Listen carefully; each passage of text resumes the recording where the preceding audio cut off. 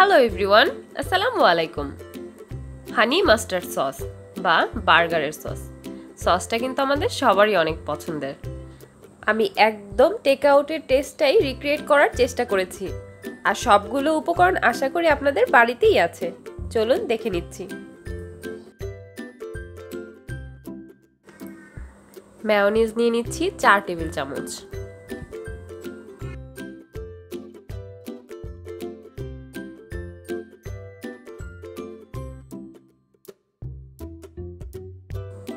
Tomato ketchup বা tomato sauce নিচ্ছি 2 table চামচ,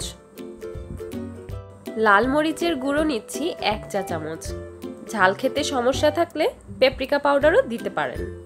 যেহেতু মাস্টার্ড সস তাই 1 টেবিল চামচ মাস্টার্ড দিয়ে দিচ্ছি বা সাদা সরিষা। গোলমরিচের গুঁড়ি দিচ্ছি 1/2 চা চামচ, আর খুব সামান্য লবণ দিয়ে দিচ্ছি টেস্টটাকে ব্যালেন্স করার জন্য। নামটা যেহেতু হানি মাস্টার্ড সস, সবাই বুঝতেই পারছেন হানি তো দিতেই হবে, তো মধু দিয়ে দিচ্ছি 1 চা চামচ। আর এই সামান্য মধুটাই কিন্তু সসটায় একটা চমৎকার সুইটনেস নিয়ে আসবে, যা খেতে খুবই অসাধারণ লাগে। আমার সব উপকরণ কিন্তু দেয়া হয়ে গেছে, এখন সব কিছু খুব ভালোভাবে মিক্স করে নেয়ার পালা।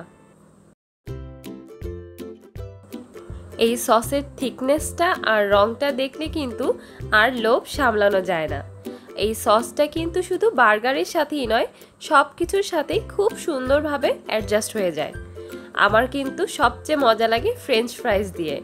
আপনারা চিকেন ফ্রাই বা ফ্রেঞ্চ ফ্রাই সব কিছুর সাথেই কিন্তু এই সসটা খেয়ে দেখতে পারেন।